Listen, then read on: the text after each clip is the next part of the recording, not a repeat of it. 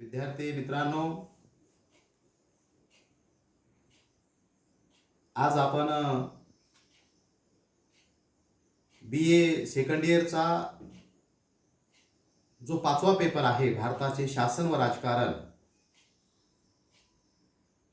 या पेपरमधील अतिशय महत्त्वाचा जो भाग आहे, संविधान निर्मितीची प्रक्रिया व संविधानाची उगमस्थाने, याच्यावर आपण आज चर्चा करणार आहोत. मित्रांनो, आपण सगळे जाणते आहात, आपल्याला माहिती आहे, भारत देशाला 15 ऑगस्ट 1947ला स्वातंत्र्य मिळालं आणि संविधान निर्मितीची प्रक्रिया सुरू झाली.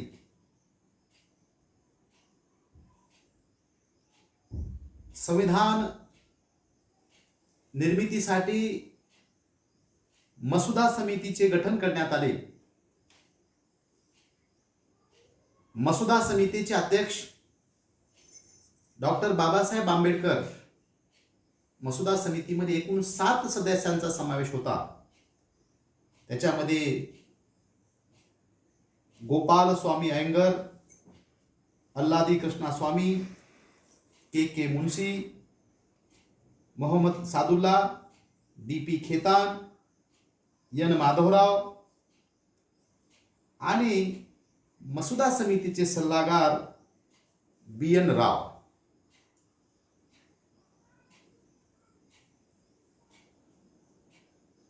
ही जी समिती आहे, घटना परिषदेचे अध्यक्ष डॉक्टर राजेंद्र प्रसाद यांच्या नियंत्रणाखाली मसुदा समिती काम करत होती. बाबासाहेब आंबेडकरांनी संविधान लिहित असताना जगातील बहुतांश देशाचा संविधानाचा अभ्यास केलेला आहे. जगामधील किंवा जगामध्ये जे जे चांगलं आहे, ज्या ज्या चांगल्या बाबी आहेत, त्या बाबीचा स्वीकार आपल्या संविधानामध्ये केलेला आहे. म्हणजे संविधान निर्माण करीत असताना संविधान निर्मितीच्या प्रक्रियेमध्ये अनेक बाबीचा प्रभाव आपल्या संविधानावर पडलेला आहे. स्वातंत्र्यपूर्व काळामध्ये जे इंग्रजांनी निर्माण केलेले कायदे आहेत, त्या कायद्यांचा देखील प्रभाव आपल्या संविधान निर्मितीवर किंवा संविधानावर झालेला आहे. स्वातंत्र्यपूर्व काळामध्ये निर्माण केलेले कायदे, पहिला होता रेग्युलेटिंग ऍक्ट 1773, राणीचा जाहीरनामा, 1858चा कायदा, 1861चा कायदा, 1892चा इंडिया कौन्सिल कायदा, 1909चा मोर्ले मिंटो सुधारणा कायदा, 1919चा मॉन्टेग्यू चेम्सफोर्ड सुधारणा कायदा, 1935चा भारत प्रशासन कायदा, कॅबिनेट मिशन योजना, घटना परिषदेच्या निवडणुका, माउंट बॅटन योजना, 4 जून 1947, भारतीय स्वातंत्र्याचा कायदा 1947, सार्वभौम घटना परिषद, मसुदा समिती. म्हणजे अशा प्रकारे या सर्व बाबीचा प्रभाव आपल्या संविधानावर झालेला आहे. सगळे स्त्रोत आहेत. आणि त्याबरोबर आपलं जे संविधान आहे, संविधानामधली जी तत्व आहेत, त्या तत्वाचा स्वीकार करीत असं मी तुम्हाला सुरुवातीला सांगितलं की बाबा, संविधान निर्मात्यांनी जगातील बहुतांश देशाचा राज्यघटनेचा अभ्यास केलेला आहे. त्या त्या देशातल्या राज्यघटनेमधील आपल्या देशाच्या हितासाठी, काय म्हटलं मी, आपल्या हितासाठी ज्या ज्या गोष्टी आवश्यक आहेत त्या त्या गोष्टीचा स्वीकार आपल्या संविधानामध्ये केलेला आहे. कारण आपल्याला स्वातंत्र्य मिळत होतं, देश चालविण्याचा अनुभव आपल्याजवळ नव्हता. 18 पगड जातीचा हा देश आहे, विविध जाती धर्माचा समूहाचा हा देश आहे. आणि त्याच्यामुळं सर्व बारीक बारीक गोष्टीचा समावेश, भविष्यामध्ये अडचण येऊ नये या गोष्टीचा अंदाज बांधून संविधानकर्त्यांनी जे इतर देश आहेत त्या देशातल्या ज्या महत्वाच्या बाबी आहेत त्याचा स्वीकार आपण केलेला आहे. बघा आता, म्हणजे आपण कुठल्या देशाकडून काय घेतलं? आपल्या देशावर राज्य कुणाचं होतं? इंग्रजांचं राज्य होतं. इंग्रजांचं राज्य अमेरिकेवर होता, अमेरिकेवर सुद्धा होता. परंतु अमेरिकेने इंग्लंडच्या संविधानाचं एकही तत्वाचा स्वीकार त्यांनी केलेला नाही. पण भारतीय लोक हे समंजस आहेत. भारतामध्ये दुश्मनाला सुद्धा माफ करण्याची ताकद आहे. हे संस्कार भारतीय लोकांवर आहे. अमेरिकेने इंग्लंडच्या कुठल्याही इंग्लंडमध्ये एक आहे तर अमेरिकेत दुसरं. इंग्लंडमध्ये अलिखित राज्यघटना आहे तर अमेरिकेमध्ये लिखित आहे. म्हणजे तिथं तुम्ही जर इंग्लंडच्या राज्यघटनेचा आणि अमेरिकेच्या राज्यघटनेचा तुम्ही अभ्यास केला तर तुमच्या लक्षात येईल, म्हणजे टोटल विरोधाभास आहे अमेरिकेची राज्यघटना आणि इंग्लंडच्या राज्यघटनेमध्ये. पण आपण असं केलं नाही. ज्या आपल्यासाठी चांगल्या बाबी आहेत त्या सुद्धा आपण इंग्लंडकडून घेतलेल्या आहे. इंग्लंडच्या बऱ्याचशा घटनेचा भारतीय राज्यघटनेवर प्रभाव आहे. काय घेतलं आपण इंग्लंडच्या घटनेकडून? संविधान शासन, संविधान शासनाचा स्वीकार, कायद्याचे राज्य, द्विसभागृहाची सभागृह या गोष्टीचा स्वीकार आपण आपल्या देशामध्ये संविधानामध्ये इंग्लंडच्या संविधानातून या बाबी आपण स्वीकारलेल्या आहेत. इंग्लंडमध्ये जी लोकशाही शासन व्यवस्था आहे, संसदीय शासन व्यवस्था आहे, शासनाचे 2 प्रमुख आहेत. आपण सुद्धा इथे शासनाचे 2 प्रमुख या तत्त्वाचा स्वीकार केलेला आहे. इंग्लंडमध्ये कायद्याच्या राज्याला फार महत्व आहे. कायदा तिथं सर्वांसाठी समान आहे. जो गुन्हा करेल त्याला शिक्षा आहे. तिथं भेदाभेदी नाही कायद्यामध्ये. स्त्री पुरुष, ऊच नीच, मोठा छोटा काही नाही तिथं. त्या तत्त्वाचा स्वीकार आपण आपल्या देशामध्ये केलेला आहे. इंग्लंडमध्ये 2 सभागृह आहेत, हाऊस ऑफ लॉर्ड्स आणि हाऊस ऑफ कॉमन्स. भारताने सुद्धा द्विसभागृहाची स्वीकार आपण इंग्लंडकडून केलेला आहे. इथं सुद्धा जसं तसं हाऊस ऑफ आपल्या लोकसभा आणि राज्यसभा. म्हणजे इंग्लंडच्या या तत्वाचा स्वीकार आपण आपल्या संविधानामध्ये केलेली आहे. मी तुम्हाला म्हटलं अगोदरच की संविधान निर्मात्यांनी जगातील घटनेचा अभ्यास केलेला आहे. आपण अमेरिकेच्या संविधानामधून सुद्धा ज्या अमेरिकेच्या चांगल्या बाबी आहेत त्या तत्वाचा आपण आपल्या संविधानामध्ये स्वीकार केलेला आहे. ती सुद्धा आपली उगमस्थानी आहे. मूलभूत अधिकार, अमेरिकेतून काय घेतला आपण? मूलभूत अधिकार, न्यायालयाचे स्वातंत्र्य, उपराष्ट्रपती पद, महाभियोग, ही जी महत्वाची तत्व अमेरिकेची आहेत त्या तत्वाचा सुद्धा स्वीकार आपण काय केलेला आहे? आपण केलेला आहे. इथला भारताचा नागरिक स्वातंत्र्यपूर्व काळामध्ये हक्कापासून, अधिकारापासून वंचित होता. म्हणून संविधान निर्मात्यांनी या गोष्टीवर फार लक्ष दिले आहे. संविधानामध्ये भाग 3 कलम 12 ते 35 मध्ये मूलभूत हक्काचा समावेश आपण केलेला आहे. ही तत्व आपण अमेरिकेतून घेतलेली आहे. न्यायालयाचे स्वातंत्र्य, शासनाचे जे 3 अंग आहेत, कायदे मंडळ, कार्यकारी मंडळ आणि न्यायमंडळ, न्यायमंडळावर कुठल्याही प्रकारचं नियंत्रण असता कामा नये. भारतामध्ये न्यायमंडळ हे स्वतंत्र आहे. देशातल्या कुठल्याही मोठ्या पदाच्या व्यक्तीने जर गुन्हा केला तर त्याच्यावर सुद्धा न्याय देण्याचं किंवा त्याच्यावर सुद्धा कारवाई करण्याचं ताकद आपल्या न्याय व्यवस्थेकडे आहे.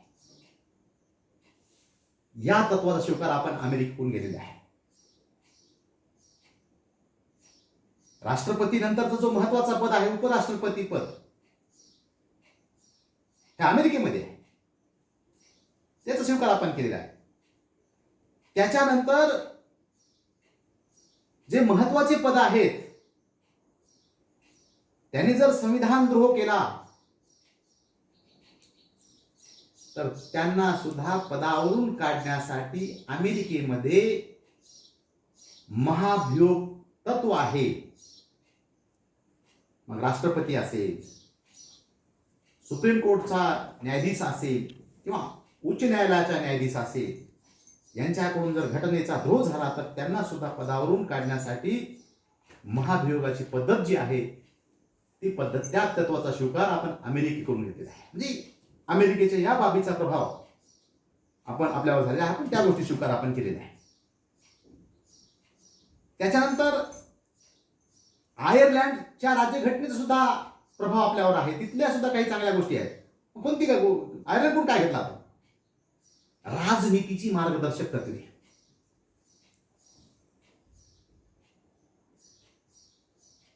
त्याच्यानंतर राज्यसभेवर जे 12 लोक निवडून जातात, हे या तत्वाशी स्वीकार आपण आयर्लंडकडून घेतलेला आहे. राष्ट्रपदाची जी निवडणूक पद्धत आहे आपली, त्याचा स्वीकार देखील आपण आयर्लंडकडून घेतलेला आहे. सरकारला राज्यकारभार करताना मार्गदर्शन मिळावं,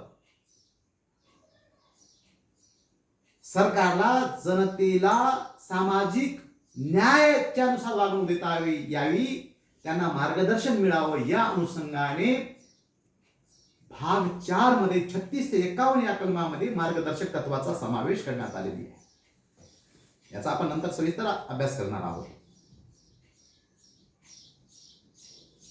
आयर्लंड तुम्हाला एक म्हणलं पुन्हा मी, जे आपण जे कारण आपल्याला माहिती आहे, जो जाणकार आहे, अभ्यासू आहे, तत्ववेता आहे, त्याला राजकारणाची जी धकाधकी आहे त्याच्यामध्ये तो सहजासहजी सहभागी होत नाही. पण अशा लोकांचा देखील ज्ञानाचा, त्यांचा कार्याचा फायदा देशाला व्हावा, या अनुषंगाने सुद्धा राज्यसभेमध्ये 12 लोकांची निवड करता यावी, हे जे तत्व आहे, हे तत्व आपण आयर्लंडकडून घेतलेले आहे. राष्ट्रपती पदाची निवडणूक जी आहे, हे जे आपली एक विशिष्ट प्रक्रिया आहे, आपल्या राष्ट्रपती पदाची निवडणूक प्रक्रिया, हे जे तत्व आहे, हे सुद्धा तत्व आपण पुन्हा करून घेतलेलं आहे. आयर्लंड या देशाकडून त्यांच्या संविधानाचा आपल्यावर प्रभाव पडलेला आहे. तेही महत्वाचं उगमस्थान आहे. त्याच्यानंतर कॅनडाच्या राज्यघटनेकडून आपण काय घेतलेलं आहे, त्या घटनेचा कुठला प्रभाव आपल्यावर आहे?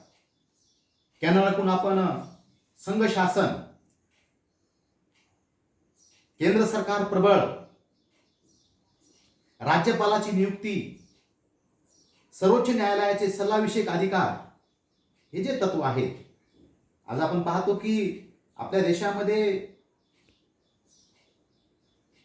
देश एवढा मोठ्या समूहाचा देश आहे, अनेक घटक राज्याचा समावेश आपल्या देशामध्ये झालेला आहे. आपण पाहतो की छुटपुट घटना होत राहिलेल्या आहेत. राज्यामध्ये संघर्ष झालेला आहे. केंद्र सरकार आणि राज्य सरकारांमध्ये संघर्ष आहे, नाही असा भाग नाही. संघर्ष होता असेल तर त्याच्यावर मार्ग आहे. सर्वोच्च न्यायालयामध्ये ते प्रकरण गेलेली आहे. परंतु सर्वावर मात्र केंद्र सरकारांचं नियंत्रण आहे. म्हणजे आपल्या देशामध्ये केंद्र सरकार हे काय आहे, मजबूत आहे. राज्यांना केंद्राच्या आदेशाचं पालन करावं लागतं. संघ शासन मजबूत हे जे तत्व आहे हे आपण कॅनडाकडून घेतलेले आहे. राज्यपालाची जी नियुक्ती, केंद्र सरकार ते राज्यपालाची नियुक्ती करतो, हे तत्व आपण कॅनडाकडून घेतलेलं आहे.